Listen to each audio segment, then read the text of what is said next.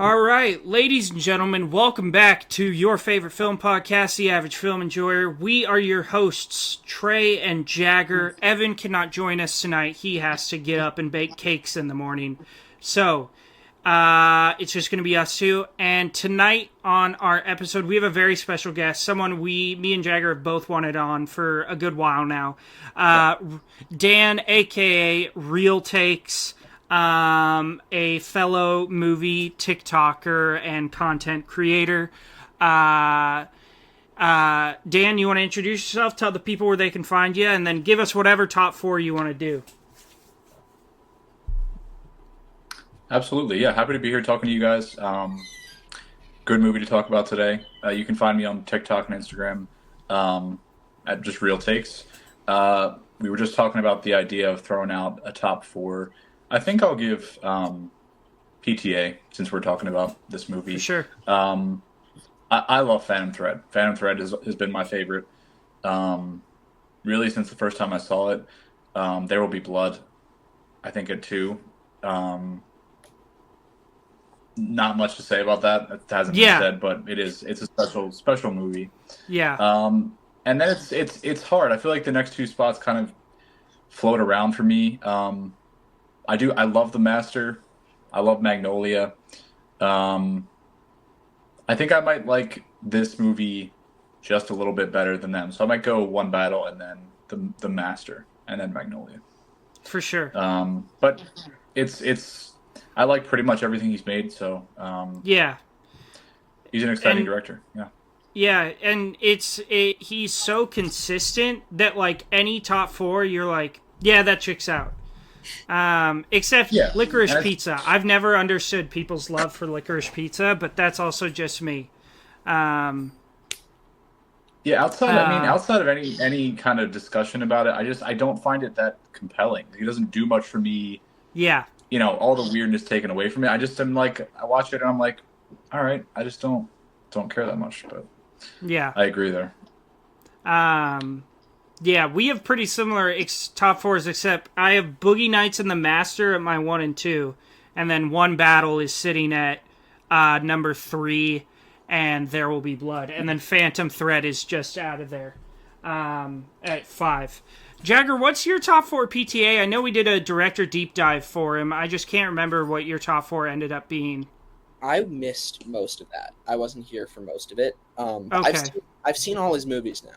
So now I can actually give a top 4. My 4 is Magnolia. My 3 is Inherent Vice.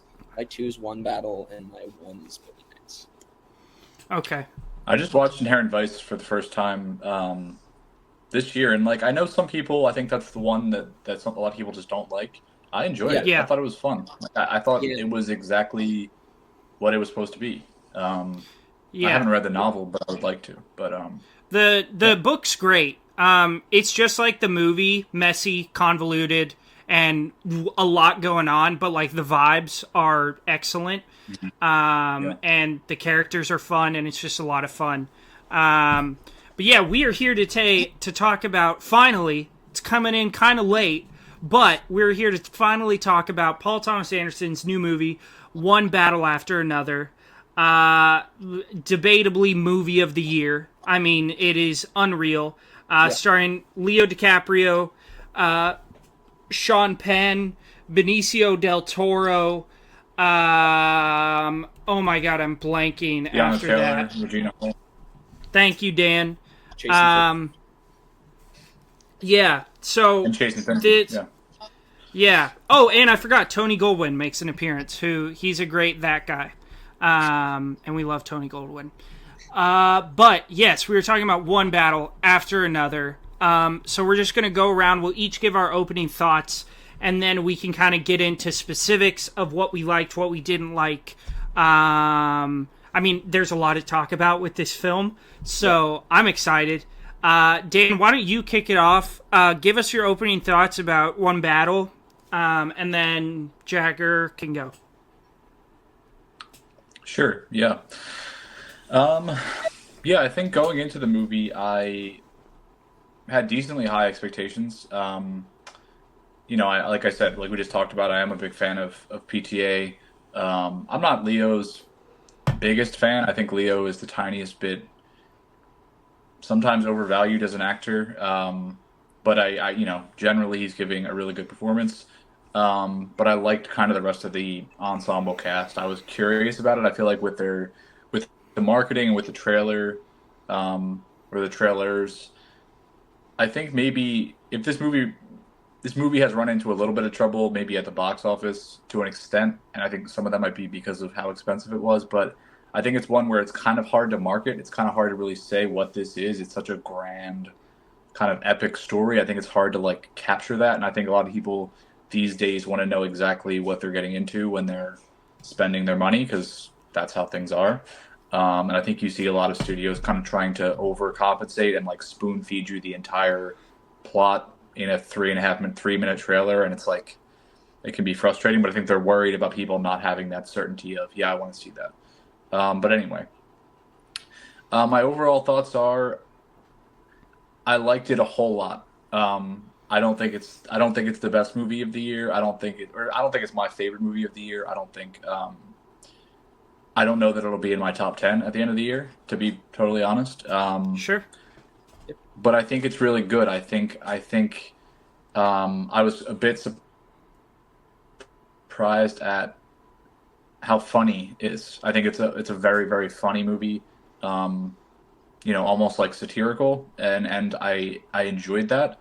I think for me personally, at some moments it kind of takes a little bit of like the bite that could have been there out of the story. I think if this had been a bit more serious, it could have been really hard to sit through. They could have made this very dark, like really way darker.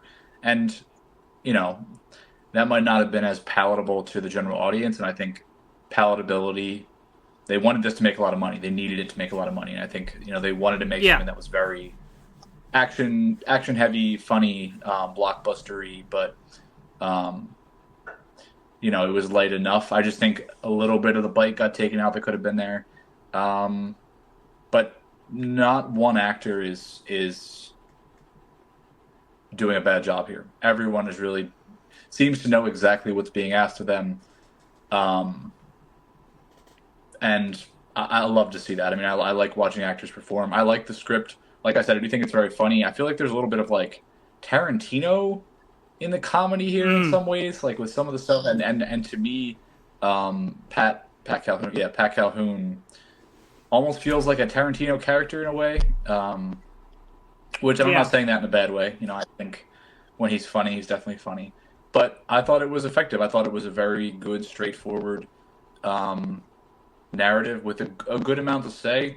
And I think the score is, I don't think like the score is being talked about. I don't think it's being talked about enough. Like I think this score is like, it's one of my favorite scores in a long time. And I think the score makes some moments that maybe don't have as much emotion as they could have, or again, because of the tonal stuff that was going on. I think it really elevates those moments and like, drives home the emotion. So all in all, really good. I was very happy with it. And it flies by, which is nice. Yeah. Jagger? Yeah. It goes without saying, it's really, really excellently made. Everything here, like everyone involved in this is at the top of their craft. The acting is spectacular from really all fronts. And this thing is firing out on like everything. It's throwing it all at you for 3 hours around. And at no point does it like stop. I think once this movie picks up, like from the get-go, it stays on the gas until the very end. And like you said, it flies by. And I mean,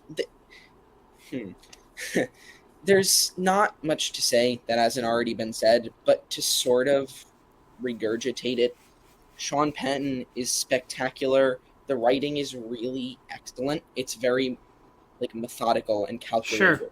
Yeah. It knows where it wants to start and every beat it wants to take until it gets to the end where everything culminates very beautifully. I think it all ties together wonderfully. There's messaging throughout all of it about, I mean, to quote someone who I heard talking about John Waters in an interview while they were coming out of a film festival, they said that it has its thumb on the pulse of the times, and it stays there, and it's not shying away from showing you any of it, and it's showing it to you in an honest way that's funny, so you can like digest it. But then like after the fact, there's an aftertaste of, oh yeah, like they're right. It seemed funny in the moment, but what I'm laughing at is how insane what's going on is. Yeah. And it's beautiful when someone's able to pull that off, much less pull it off to the extent that One Battle After Another does, and that Paul Thomas Anderson does. There's like even like quick, like in lines that you hear in passing are just excellent. When you hear I'm having trouble sort of getting my thoughts to words, because there's, like you said, there's a lot going on. This is a very full movie, but it never feels too full. It never feels overstuffed, but it feels very full. Yeah. Benicio del Toro has a moment towards the closing section where he like is talking about how the people that he is like staying with have been under siege for a long time. They've been ready for this to happen. And then and I guess spoiler alert now, when the cops finally catch up to him, he's like, all right, let's get to work. And it's so thoughtful, and it's so tender, and it's a film that very much cares about its characters, all of them. Even Lockjaw, to an extent, it wants you to really see every character as who they are. And Lockjaw is horrible, and it makes it very clear that he is, and his motives are disgusting, and this feeling of like I saw Dan talking about it on his podcast, this feeling that a lot of his actions are to make up for the fact that he had interest in a black woman. It's like you understand that from like the first like 10 minutes. Yeah. And it establishes who the people you're going to be with are very early, so that for the rest of it, you're aware of their motives, you're aware of what's driving them, and you're sort of aware of who they are as people for the remainder of the sequence of events. Sure. You know what I mean? Paul Thomas Anderson did it really well in Magnolia, of like letting you know who the characters are. I think that is, in my opinion, him at his most knowledgeable of the characters on screen. So yeah, I think this is building on that, like, very character-aware study. Sure. And it's a lot of characters, a lot of screen time. So you need to have characters who you're like willing to follow, and it does that. It does that very well. You want to follow all of these characters, whether to follow them to their ultimate like downfall or to follow them to see some sort of success out of them. Yeah. You're compelled, beginning to end, fully compelled. Can you guys hear me okay? I was having some technical problems. Yeah. We have no play now, Cool. so we're good. Great, thank you. Yeah. So that's it. It's great. Yeah, so, and we'll touch on this later, where this sits in our personal rankings of the year, because I think whether it's your favorite or not, this is going to be a contender for a lot of Oscars coming in the coming award season. It's not my favorite of the year, but I do think, in my opinion, it's the best. I thought this was incredible. I think, and to compare it to something else that came out recently, I think this is Paul Thomas Anderson's Oppenheimer, in saying that it feels like the culmination of everything like he has perfected in his filmmaking technique as an auteur, and his style and everything that he has worked towards in his career. It's like all culminating together. Like you can pick parts of different parts of this movie and be like, oh, it's just like in Boogie Nights, or it's just like in Phantom Thread, or it's just like in Inherent Vice. It feels like the culmination of all of his work, similar to how Oppenheimer felt like the culmination of all of Christopher Nolan's work. So, and I mean, I'm with Dan. I've never been a huge Leo fan. I think there's some movies where I love him in. I think The Aviator is incredible, and it's one I think that doesn't get talked about enough. But other stuff, I'm just like, yeah, he was fine. But I think he was incredible in this. I think Sean Penn is one of my favorite actors, and he did not disappoint here. He puts on a incredible villain performance. And just a quick shout out, whoever did like I don't know if it was him or if it was Paul Thomas Anderson that came up with the way that he walks in this movie. It's fucking hilarious. It is so good. And it is so perfect. Benicio was just excellent.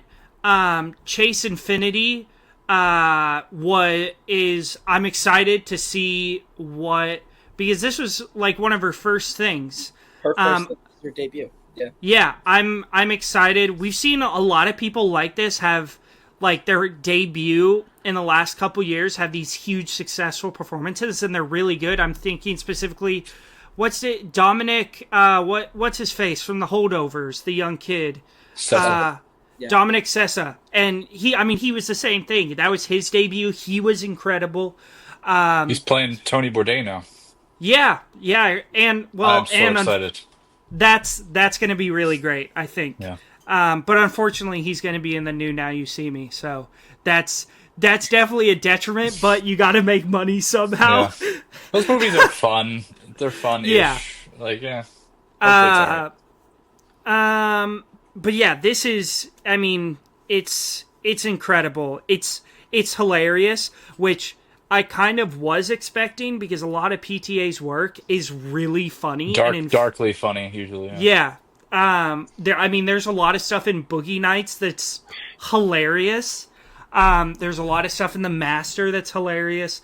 But like both you and Jagger mentioned, it has a lot of dark undertones. But I also think that the messaging of this movie, and the topics it covers is so extremely relevant to what's happening right now. There's a lot of stuff, specifically thinking back to the scene where the protests are happening and the military guy comes in and throws the Molotov. If you guys know what I'm talking about. I know Jagger know this. Dan, I live in Portland. So all of this... You safe from all the bullets flying out there? It's ridiculous. It's all the stuff that Trump is saying about it's ridiculous. Portland is a wonderful city. Come visit us, please. This is to all of our listeners. It's great. Delicious food. Yes, we do have homeless living here, but so does every other city in America. Yeah. So it felt very personal, and it felt kind of like at one point in my life, if this had come out over 5 years ago, I would have been like, this is ridiculous. This would never happen. But now I'm like, this could happen. This isn't crazy. So I think it's also really interesting, like just looking at it that way about how our society has changed throughout the last few years and how this movie's insane. It's batshit, but it doesn't seem out of the realm of possibility. So yeah, I loved it. I'm excited to get into it. I feel like a great segue is love to talk about. I always use this term. They use this, Dan, I don't know if you listen to the Rewatchables. It's Ringer, like The Big Picture, the Bill Simmons, all that garbage. They have a podcast called The Rewatchables where they talk about famous movies, but they talk about who won the movie, and it's kind of like what was the best part, whether a performance, a director, the score, and I think, Dan, you said it and Jagger also said it, where this movie is just chock full of people at the top of their game. So I'm wondering for both of you, who kind of what it was above all the others, if there is one, for you. Dan, I'll kick it to you first since you're the guest. Yeah. It's a great question. I would say, I'm not even a fan of his really. I think it's Sean Penn. Like I just Yeah, think with what he's able to capture here and like what he's able to say with the performance about, the type of person he's portraying, um, and what's actually behind that and the type of people that can pull the strings of that person, like they can see them and see them for what they are and understand how easy they are to manipulate, right? And push their little ego buttons and all that. It's a great performance. And it is dark, but it also is very funny. Like they find the humor in it, and it could have been an even darker character, which is wild, but very funny, very insecure, very lonely, um, but also obviously like hateful and angry and unable to process, his own feelings, his attraction, like all that stuff. It's really, really good and it's good writing. Um, I would say he stood out to me. Just I'll throw in something with a sentence. I think Regina Hall is the person I wish had more to do. I think that character is excellent. I think her and Benicio del Toro feel like the two people in this entire movie that have a single clue what the fuck is going on. Like they're the people that are calm, that have been through the shit, like they understand how to like stay calm and operate in the face of all of this, and they just keep doing their thing and try to keep their people safe. And like, I loved both those characters, but I wish she had a little bit more screen time. Um, but only complaint really from the cast, I guess. yeah. Jagger, what about you? Yeah. Since you just said Sean Penn, I'm gonna try and pick something else. But yeah, the answer is Sean Penn. Uh, I think Johnny Greenwood, and you were talking about the score. It's so excellent and frantic, and very much It's the whole into. movie. Like, It's the whole movie. yeah. It's capturing the essence of every moment. Like it changes a lot, and if you listen to the score on its own, which I do suggest you do, it's a dynamic score, but in the movie it doesn't necessarily feel as such because you're so in a headspace by everything that just happened that it feels like it's very much in that same tunnel of feeling. But then when you listen to it, it's like you're replaying the whole movie through the score.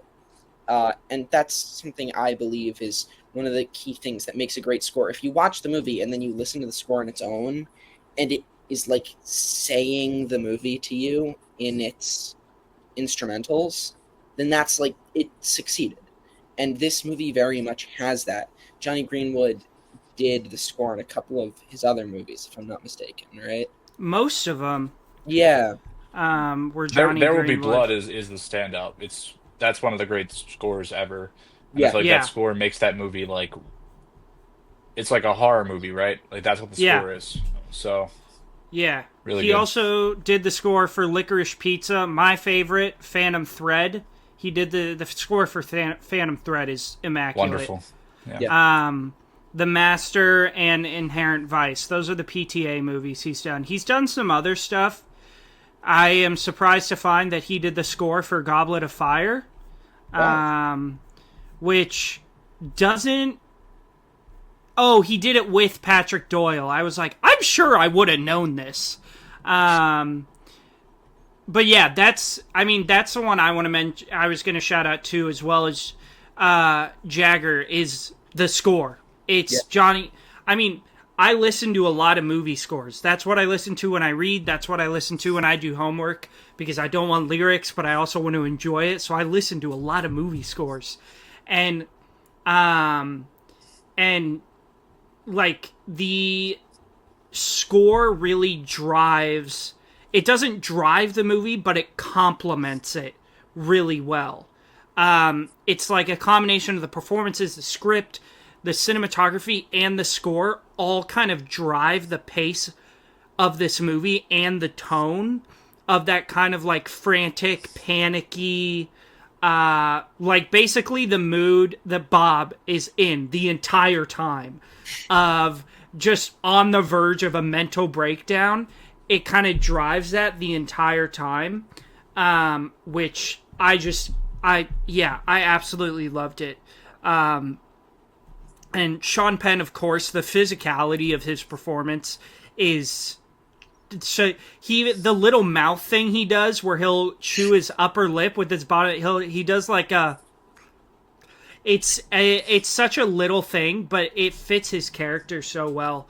But I gotta shout out Leo. I mean, and again, I don't love Leo, but I think his performance in this was so good. There were some solo scenes. The scene where he figures out that Willa has been like captured and he's sitting on his couch and he had just hit his pipe and he was like, don't panic, don't panic, don't panic, don't panic. Me and my dad were both like cackling. It was so funny. But it was so full of emotion and like this fatherly love the entire time is layered underneath all the panic. I think it's a really beautiful performance. I don't think it's Leo's best, but I think it's definitely up there, and I do think it's going to be a lot of stuff is going to be a contender come award season. But I think Leo, he's probably my number one or two right now for best actor. It's just, it's unreal. Moving into this, Dan, you said this might not even be your top 10 might not by the end of the year. Just out of curiosity, what are your number 1 and 2 for the year? The movies I have 3 movies at 5 stars this year. One is Twinless, the Dylan O'Brien movie. Did you guys see that? I still need to catch that one. It looks very good. Yeah. I thought that was really really special. I think my headphones are dying. I'm having all kinds of catastrophic failures here. I'm sorry. It's Can you still hear okay. me? Yeah. You can still hear me? Okay. Also, Sorry Baby, the Ava Yes. Victor movie. Um, I don't know how that is your debut as a writer and a director, but it was, and I think it's just really, really special. Um, Another really interesting movie. Both of those are very interesting tone-wise. Like both of them are really, really dark. They're honestly sort of similar, but also Sorry Baby is, I think, a little bit funnier. I think Twinless is like so dark that um, even some of the humor is like it's kind of horrifying, but like it's a very interesting story. Um, and then Warfare. I think Warfare was incredible. I argued with a lot of people about that movie. I didn't expect to like that movie, but I'll stand on that. Uh, for the rest of the year. Yeah. Um, but a couple others I really loved. I think Sovereign. Did either of you guys see that with I don't um, think I've seen Jacob that. Tremblay and Nick Offerman? I didn't It's know. Oh, is that the one where the dad's like Antifa or some shit? he's there's a term for it. He was a free citizen, I think is what they're called. I want to say. Yes. I saw your video. You made a TikTok about this. Uh, You guys should both watch it. It's Sovereign Citizen, excuse me. Um, Really, really, really, really sad, but I mean, Nick Offerman is like just such a talented guy. Um, yeah. yeah, I've heard I'll Nick. cut it off there, but those are four movies I really love this year. Yeah, I'm interested in that because most of the stuff that I've seen him in is comedic. Yeah. Like, he's very serious, but it's framed in a comedic way. So I remember adding that to my watch list after I saw your video.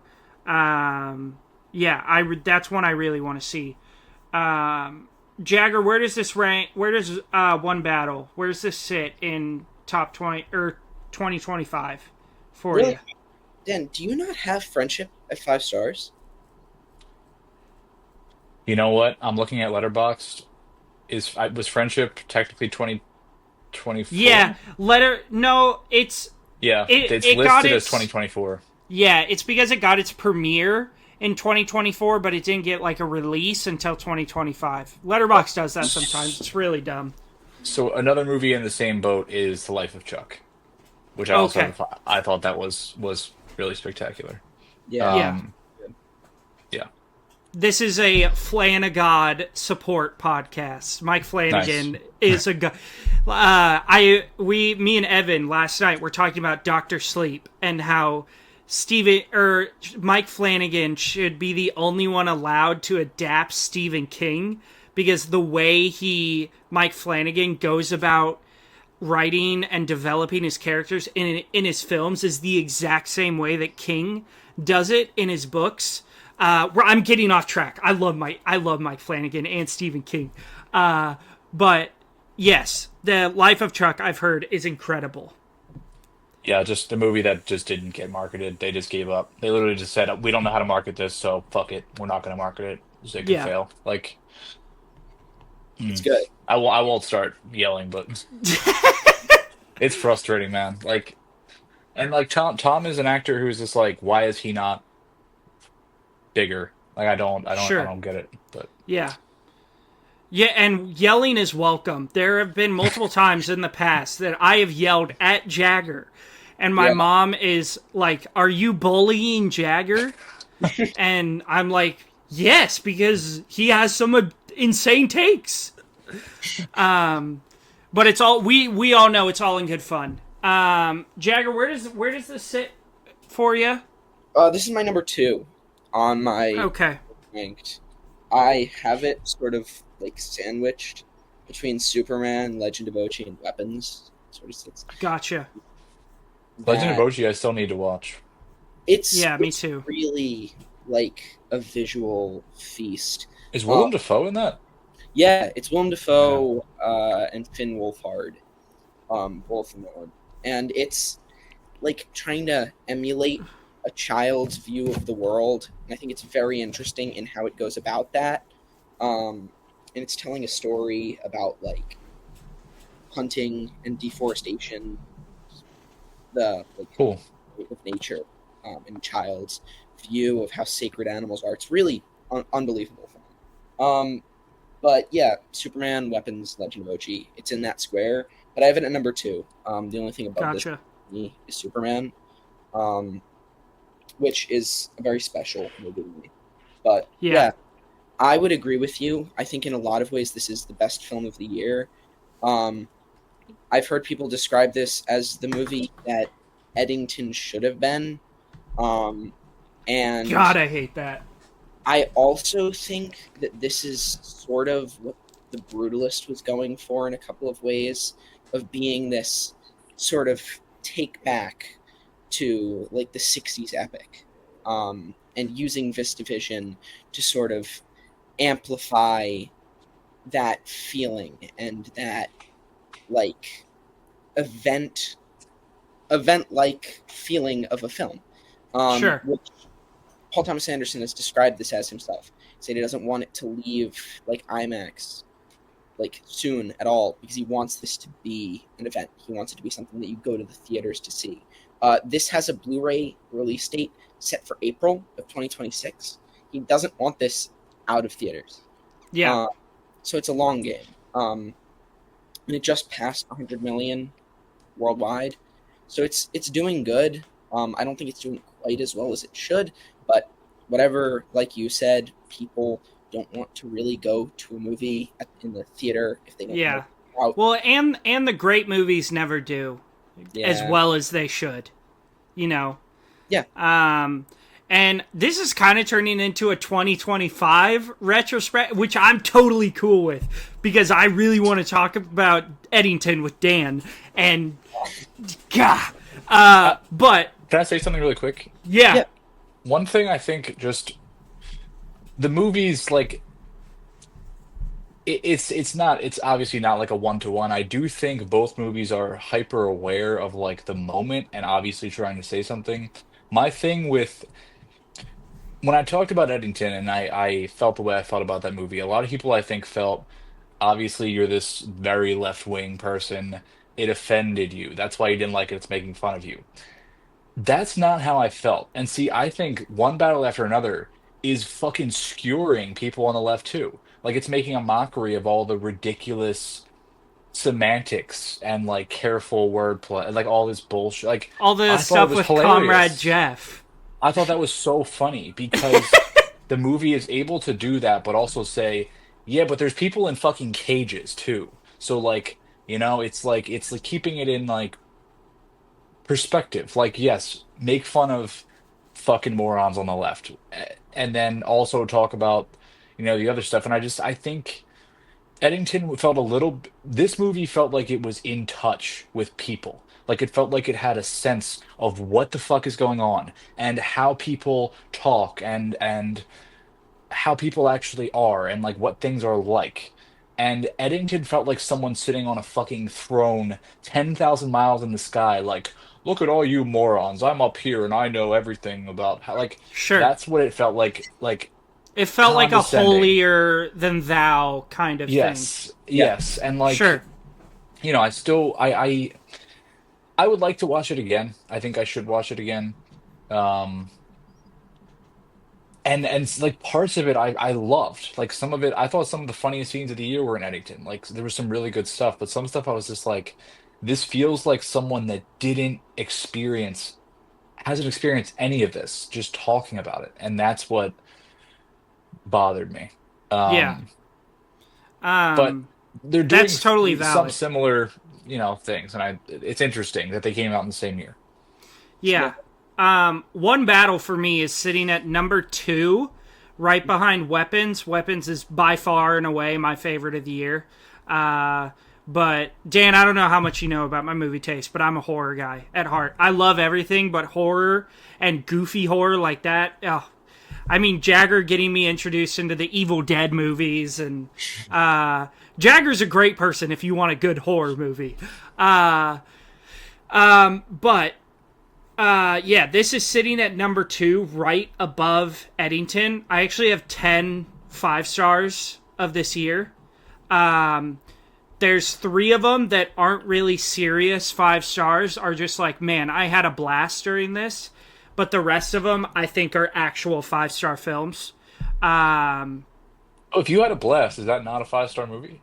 Like, well, yeah, but like I know you've made a video about this before, and I knew this was gonna come up. This is why I was excited to talk to you, because I think we agree on a lot of stuff, but I also think we disagree on a lot of stuff. And that's what makes great podcasting, is when people disagree and there's discussion, respectful discussion. I don't grade every movie I watch on the same curve. There's this Nick Cage movie, this is the one I always use, called The Humanity Bureau. Nick Cage is one of my favorite actors. I think some of the stuff he's done is absolutely incredible, and I think some of the stuff he's done are the biggest pieces of shit ever put on screen. The Humanity Bureau is one of those. I don't know if you've seen anything of this. I watched it a very long time ago. Yes! I'm vaguely familiar, but It's refresh me. So hilariously bad at like being like, this is what's gonna happen in like 10 years. Like, it's kind of like Eddington, but looking forward, but it's just so god awful. But I gave it a 5 because it is so funny. And no matter what, and I can't remember if it was you or someone else who I saw talk about this, but no matter what, Nick Cage always gives like 110%. He's like my favorite actor. Yeah, So, and yeah. it always makes it, like, even if the movie's bad, it either makes it that much worse and funnier because Nick Cage is taking it so seriously, or it makes the movie, like, that much better because he's, like, going so hard. So, like, I'm not going to grade, like, the Humanity Bureau, which I have on a 5-star, on the same level as, like, if I grade, like, something like The Godfather or Goodfellas. You know, it's, like, two different planes. But personal enjoyment, I do take into account a lot. That's the biggest thing I take into account. Because at the end of the day, I watch movies because I love movies. And I think they're fun. And I don't need to have fun, you know. I don't need to have fun to enjoy it, but enjoyment is a big thing. You gotta be, you don't want to have to, like, sit and, like, trudge through a movie, you know. That's not, then it's not a good movie. A good movie, you should be able to enjoy your experience with it. But there are different ways that I give 5 stars. So, like, there are serious 5 stars of this year, like Weapons, One Battle, Eddington. I just saw Good Boy, which, Dan, I don't know if you've gotten a chance yet. It's sitting in my email. I need to watch it. Yeah, it's fucking incredible. It's my I was telling Jagger, it's my front runner for Best Director. It's unbelievable. But then I have stuff in my top 10, like The Naked Gun is at my number 4 of the year. That's a 5-star. I thought that was, it's so funny. And Liam Neeson was the absolute perfect casting for that.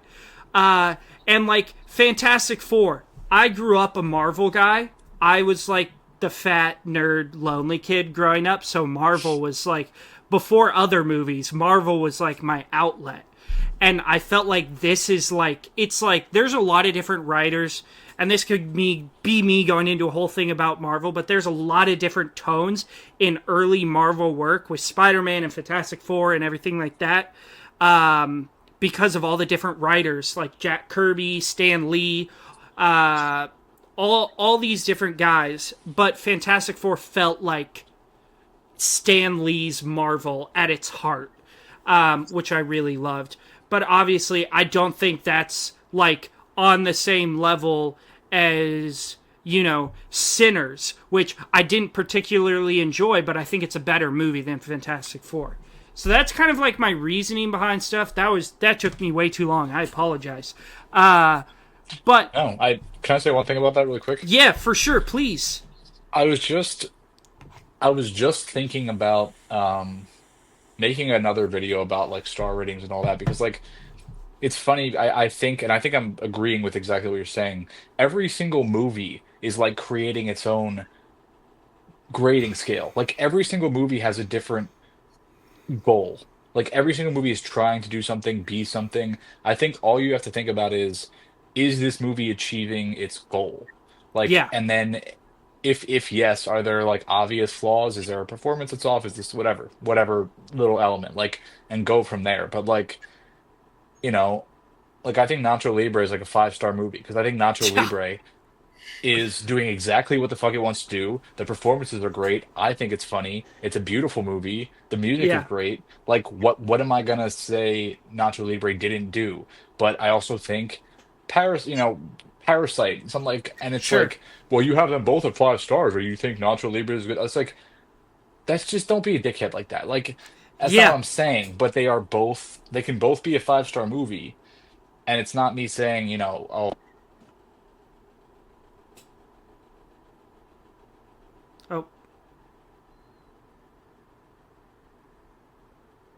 I completely agree. Dude! Yeah. Can you guys hear me? Yeah.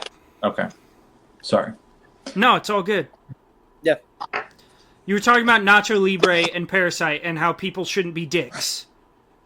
Yeah, it's. I just think, like, it's one of the faults of the system is you can't quite compare, like, star to star, like, within actual, like, brackets of movies, and it makes it a little funny to look at. But at the end of the day, it's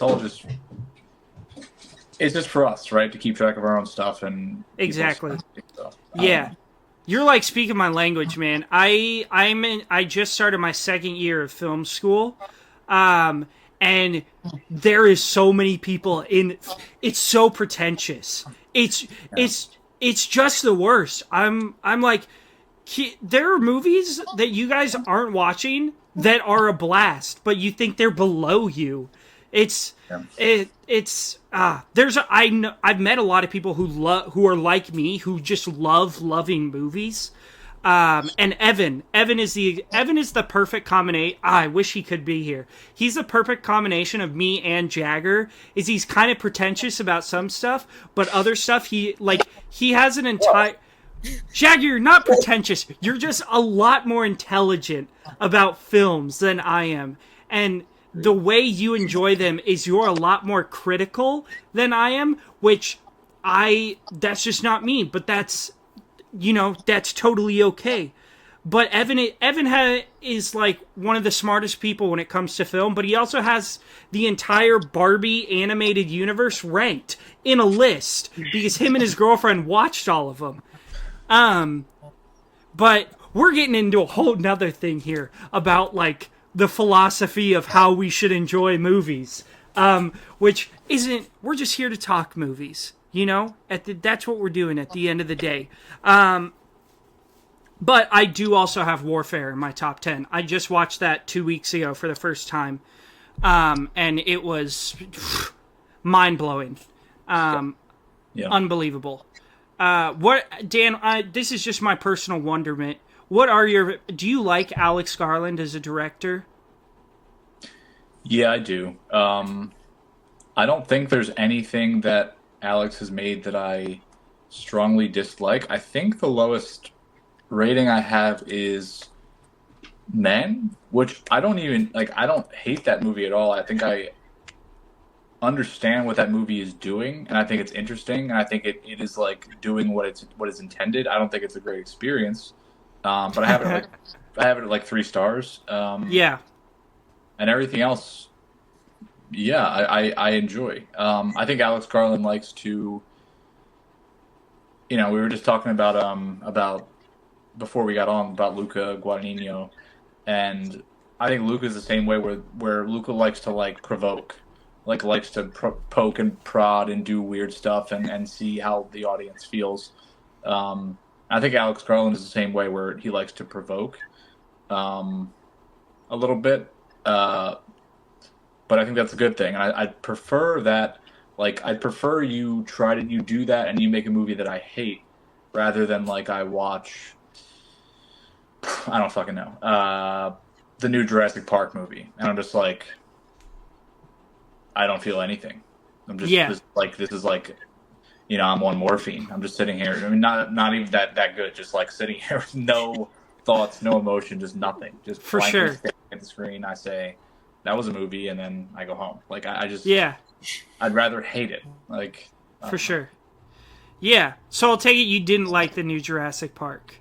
It's just like I didn't hate it. I was just like this. I felt like it's a movie with no. It felt like a movie with multiple. I felt like 2 movies were written, and then they like smashed them together. It felt like a movie with no tension. I felt like ScarJo was there for a check, just kind of like. Yeah. I felt like her and Mahershala Ali, like they were just the same character with no characterization really given and no differentiation, and like him like dying and then being like never mind. Like it was just baffling stuff where I was like, this movie has it's just toothless, no pun intended. Like there's just no guts to it. It just wants to be it's like, prime Dwayne Johnson just wants to be as inoffensive and popular as possible and just make money, and like I just it wasn't for me. Yeah. I mean, I felt the same way. I like Gareth Edwards as a director. His Godzilla reboot I thought was an absolute blast. There's a Halo diving sequence in that one that is some of the best looking cinematography in like a big budget action movie I've seen in a long time. And he did one called Monsters that was a smaller budget one that I also thought was pretty good for like an end of the world monster type. But I was just going into it like, I just want to see some cool ass dinosaurs on the big screen. And That's what I got. Like, what was it? The D-Rex? Is that what they called it? I thought that was a bit much. When that came out, I was like, oh, come on. Are you serious? But I think the rest, like, and I also thought, like, they were doing experiments was kind of like a shitty way of being like, we can make these dinosaurs do whatever the fuck we want. But, you know, I had fun, and that's really all I was expecting. I wasn't expecting to be blown away or for it to do anything new. I was just like, I want to see some cool dinosaurs on the big screen, and that's what I got. Jagger, Alex Garland, I feel like we've had this conversation, but I can't remember. Yeah. I know you liked Warfare. I Love can't remember if you liked Civil War or not. I love Civil War. I've Civil War. I think a 5. It's either a 4.5 or a 5. I think it's really a very excellent piece of filmmaking. Like, it's sort of dystopian, but in a way that's not at all dystopian. I don't know. Yeah. I made a whole video talking about it on TikTok. I find, People shit on me for liking that movie. Like, It's great. It's so good. I mean, everything, like, down to the sound design, I think it's just a very well-crafted, like, experience. The whole thing. Yeah. Really great. I saw that in Dolby. Unbelievable. And I really liked Ex Machina. And I think those are the 3 of his that I've seen. So right now he has a pretty clean track record. You haven't seen Annihilation? If not. my favorite. Dan, we are vibing so hard right now. God, that movie... Have you read the books? I've not read the books, but I plan If you to. like to read, yeah, they're weird as fuck, and like every single book, like each one is totally different. They're Sure. like, it's very bizarre, and people thought they were kind of unadaptable, but I love that movie. I love the book. I think it's a special movie. Yeah. I've actually just gotten back into reading because I work at a coffee shop, and it's not like we're busy all day. It's like we're busy for like an hour, and then for like an hour there's no one comes in. So I read a lot while I'm at work. I have Project Hail Mary coming in the mail, and then I'm finally going to get around to reading The Shining. But yeah, I need to get on that. But Annihilation, the final 20-30 minutes sequence, first of all, the visuals, I mean, of the whole movie are unreal. The visuals it is a beautiful looking movie, but the score, it is like one of my all-time favorite scores just because of that last like 20-30 minutes. It is exquisite. Jagger, you really need to get on that. And also Men, Jagger, is like right up your alley. It's That's so what I heard. I really it's want so fucking weird. Yeah. And whenever I describe a movie like that, I'm like, oh man, Jagger would really like that. What did you see Friendship, Dan? I can't remember. Friendship? Yeah. We were just talking. I loved it. I saw it at South by Southwest. Like that to me, like I have a weird sense of humor. I thought like I watched it with Brandon. Like Brandon talks movies. We were laughing literally like from the opening to the close. Like I thought it was hilarious. Yeah. I loved it so much. Yeah. Did you have a favorite? Because I just rewatched it last night. I'm going through all the physical media I own right now and just ranking them and watching all of them. And because I bought the Blu-ray when that came out specifically for the extended garage scene. Because that's part of like the special features on the Blu-ray. It's a pretty cool Blu-ray. Here, let me see if I can grab it. So worth it. That 12-minute garage scene was so. This is what the Blu-ray looks like, and then it comes out of the sleeve. But what I was going to ask is, do you have a favorite? There's so many great scenes and sequences, but I was going to ask, do you have a favorite in particular?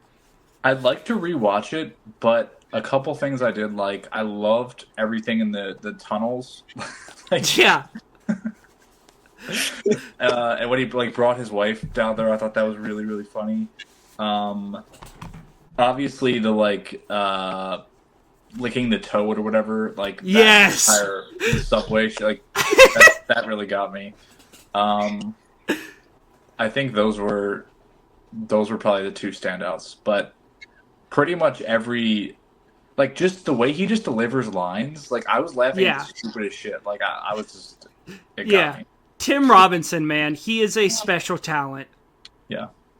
Uh, Like Kate Mara was awesome in it. Like everyone was so good in it. Like everyone Yeah. was so just crushing.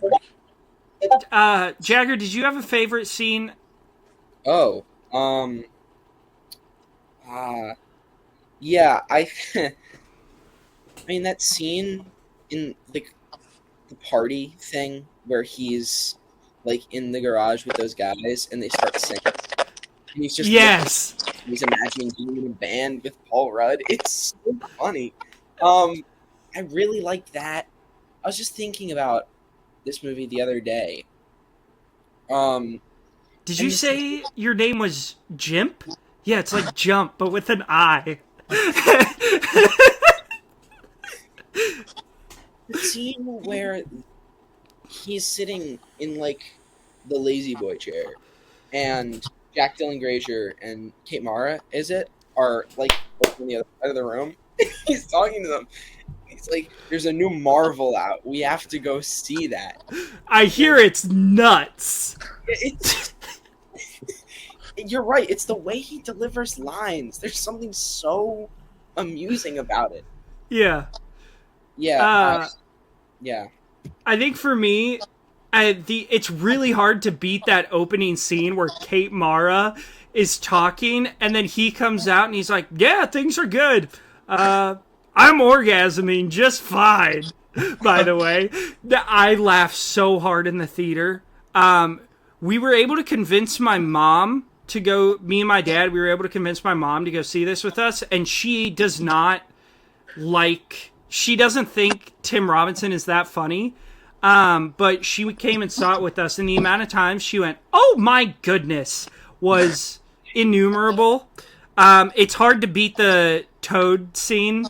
I just ordered fucking Subway. The Toad ripped me off.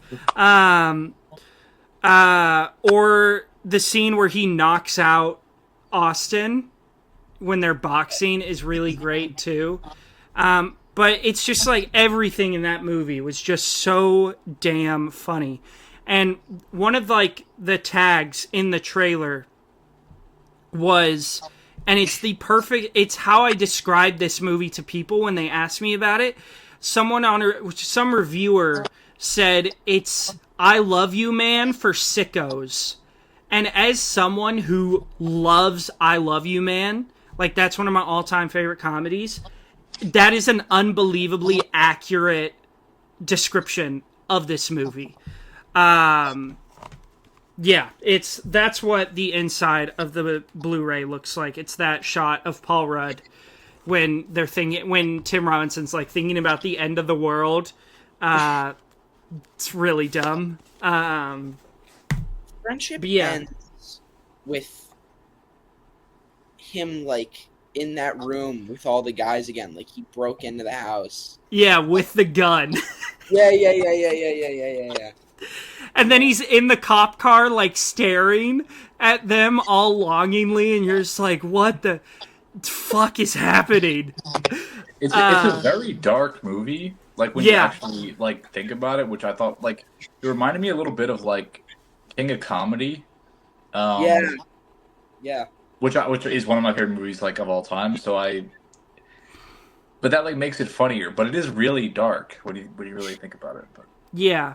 Well, and there's some moments, I talked about, it was such a strange experience, because there are some moments that are genuinely so sad. Yeah. Like when Austin tells him that he doesn't want to be friends anymore, Tim Robinson's reaction is so genuine. "You accepted me way too fast. You can't do that." And then when he walks home, it's funny, but you're also like, man, this is really sad. And like Kate Mara's character, the way she treats him the whole movie, you're just like, God, I feel bad for this guy. Oh yeah, I'm hanging out with my ex-boyfriend Devin. That reconnection has been really important during this time. It's just like, boy, this sucks. And one last line I'll poke out is Connor O'Malley in this movie. He plays the guy. I don't know if you guys are familiar with his stand-up, but he's great. He plays the guy who busts in the garage during the party and is like yelling at Tim Robinson. But the throwaway line where Tim Robinson is leaving the house and he's like, last thing I'll say, I think we should still be in Afghanistan. We never should have left the way we did. And everybody's like, woo! Oh, it is, just classic. That was God. really funny. Yeah. But that goes back to One Battle After Another. I'm trying to bring it full circle. Do you guys have a favorite? Because I feel like there's so many great lines in One Battle. Do you guys have a favorite? I enjoyed Benicio's little when he gets pulled over for, I guess, like DUI, and he's asking about if he had anything to drink. And he's like, a few. Yeah, I mean, I feel like he brought so much levity to the movie and like just a lot of fun with the limited screen time. Yeah. Me and my dad talked after the movie, and we talked about how Benicio is just like the coolest guy in every movie. Because I just showed my dad, he had never seen Sicario. So I showed him Sicario for the first time, which is like Benicio just being the coolest, coldest motherfucker. So yeah, with the cowboy boots and the gi, it's just like that outfit was so perfect. Jagger, do you have a favorite line?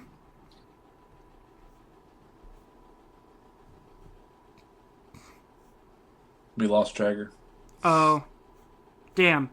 Well, he makes his way back. I mean, it's hard not to, when the cops are asking him, like, what's your name, sir? And he goes, Batman. And then they're like, no, seriously, what's your name? Peter Parker. It's really hard not to choose that, but the one that, the two that stick out to me are, when Steve Lockjaw, he's talking about Perfidia Beverly Hills, and he says, I believe she was a sperm thief. And then I can't remember who he's talking to, but whoever, I think it's the guy he's like the leader of the Christmas Adventurers, and he goes, a semen demon. It was so dumb, but I laughed so hard. And then the line where he's holding Willa hostage, and I had to pull it up on IMDb because I didn't want to butcher it, but she asks him why his shirt's so tight, and he goes, I'm not gay, if that's what you're saying. I didn't say that. I'm not a homosexual. I did not say that, but I see the lifts in your shoes. That whole, like, conversation was really good, too. Jagger, favorite line? Yeah, I think there's a line that's so encompassing of everything that Lockjaw is, where he walks up to Bob in the grocery store, and he's like, oh, you have a kid? Bob says, yes. He says, what's her name? Charlene. That sounds like a black girl's name. You like black girls? I love them. I love them. And then he just walks out.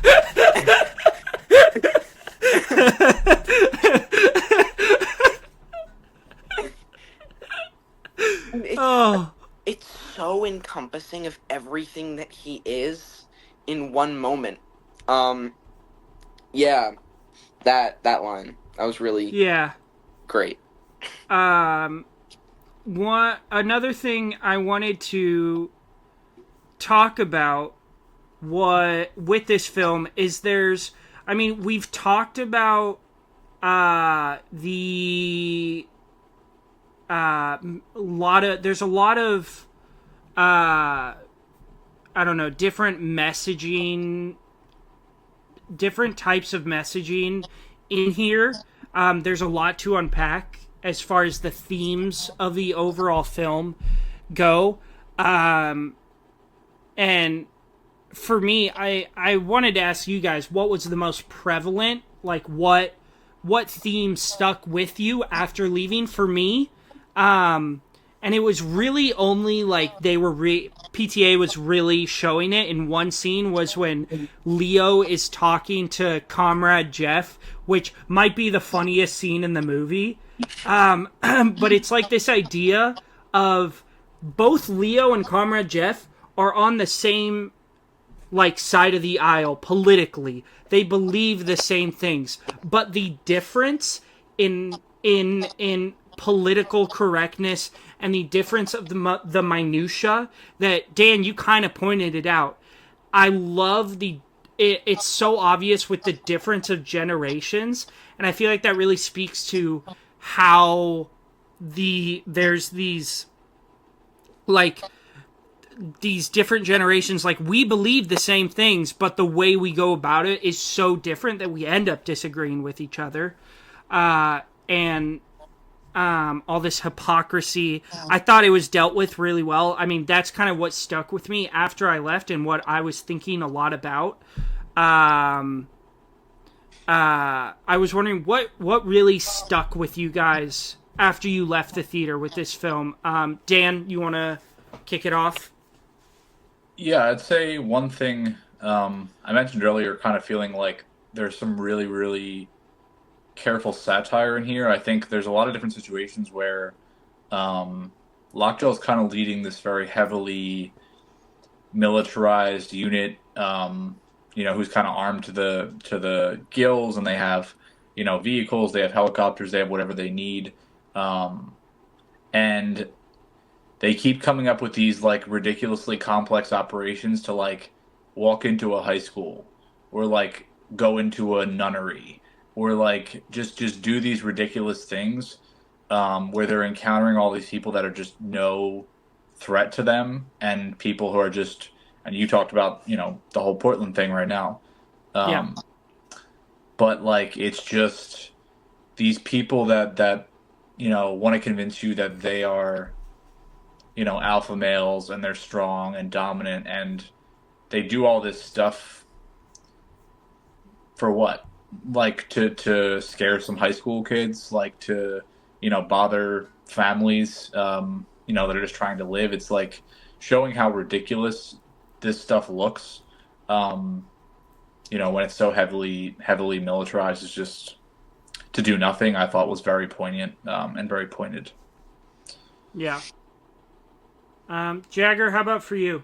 Yeah, for me it was really what Dan said. It was, as the film played out and as you were like laughing at the comedic aspects of it, it's, oh, this is happening, right? Like, this is starting to happen, if not has been happening. It's like you said, this need, this hunger to prove, like, yeah, where I'm manly, I'm tough. We had this conversation, Trey, when we were talking about Fight Club, that it's, this is exaggerated, this is a joke, like, no one's actually trying this hard to prove, like, oh yeah, I'm the tough guy. But we have a president who went on Twitter and said, my nuke button is bigger and better than yours. Like, that's sort of what we're dealing with, and that's what made, like, yeah, like you said, it's very, very poignant, very much a realization moment of this is what's going on, put into perspective. It's insane, it's ridiculous. This was a story that was written to be dystopian. This was made before this started happening with the goal of being insane and dystopian. But now it's like it's happening, Mm-hmm. And that's, yeah, that was, it made me think a lot after. And I saw this twice, and after both watches, I'd say that's the thing that stuck with me the most, for sure. Sweet. Is there any last things you guys want to touch on, whether it's a 2025 film or something with one battle that we haven't gotten to? If you guys had to pick out like a flaw or anything you'd like to see changed about the film, what would it be? Or even doesn't have to be a flaw, just something you wanted more of, something popped in your head as you were watching. Is there anything? I think for me personally, maybe like, and I'm gonna say this, I saw one battle at like it was like a Wednesday night premiere, like 10 o'clock showing. Portland. Dan, if you ever get out here, you should check it out. That has the Hollywood Theater. It's like the only place in Oregon that can show stuff on 70 millimeter. And I was able to get some tickets from a buddy to go see like the 70 millimeter premiere of this. But it started at 10, and I usually go to bed at 10 because I have to wake up at like 4 or 5 to get to work. So it could have just been me being exhausted, but I felt like shaving it down by like 10 minutes. But when it's that little of an amount and that long of a movie, that's really not like a detriment, you know? And then Dan, you already said it earlier. I think all of us have touched on it. More Benicio and more Regina Hall. Yeah. Jagger, anything? Anything? I would say a little more Chase Infinity. I think we got a lot, but I think for the importance that she had to the film, I think just that much more could have brought a bit more impact to, like, the very closing of the film and that conclusion, which I think was amazing, and I think there were things about it that were, like, really unbelievable. I heard someone bring up in that, like, scene where she's reading the letter, it shows the same shot from the beginning of Bob and Perfidia in bed with, like, the young Willa, and she Perfidia's now, like, looking at and cradling the child. I think that stuff's incredible. I think if we spent a little more time with Chase Infinity's Willa, it would have been a little more impactful. Yeah, I also would agree, because I think the thesis statement of the movie kind of ends up being like, we're in good hands. Like, there are young people, the next generation. You fought your fought, the people that were, in our world dealing with Vietnam or protesting, Iraq and Afghanistan. And, like, you did your thing. Like, there's a new generation. People care. People are engaged. Like, people aren't just going to stand by and let this shit happen. Which, one of the main lessons of history is, like, this shit never wins, right? Like, the stuff we're seeing now never lasts. Like, they eat each other. Like, it falls apart. That's how it goes. So, like, I think that was kind of the message. So I do agree that seeing a little bit more of her would have been nice, I think. For sure. Yeah, so we're going to bring, because Jagger's got school in the morning, the Phillies game is coming to an end, so I'm sure Dan is going to want to kind of catch the end of that. But yeah, we're going to bring this to a close. Dan, thank you. Everybody, go follow Real Takes on your socials, Instagram, TikTok, and then do you like to give out your letterboxd, or is that, I know that's kind of been like a thing. Yeah, I think it's real_takes. Yeah, that's my actual username. Yeah, check me out. Go follow Dan on Letterboxd. He has some great reviews. Always had some interesting takes. Oh shit, you just watched In the Name of the Father. Was that a first watch? I had watched it, but it was a very, very, very long time ago, so I hadn't, like, rated it or anything, and I very much enjoyed it. It's so good. I'm going through Daniel Day-Lewis right now, just no particular reason. Of course. Just wanted to, and I'm enjoying it. So. Yeah, we did an episode on that when we were going through the IMDb 250. Like, I think that was like a year ago. It's incredible. Yeah. Pete Postlewaite in that movie is unreal. If you're doing Daniel Day-Lewis, let me know what you think of My Beautiful Laundrette. I think that film is unbelievable. Like, that's I was just looking at that today. Yeah. Yeah, it's really will. good. But yeah, we're gonna wrap up here. I don't know when the next time we'll get in it. We don't really have a strict schedule right now because all three of us are so busy. So we'll try to get an episode out within the next week or so. I don't know what it will be. Most likely horror based. No more Hooptober again. No, sir. No, sir. But yeah, we will see you next time on the Average Film Enjoyer.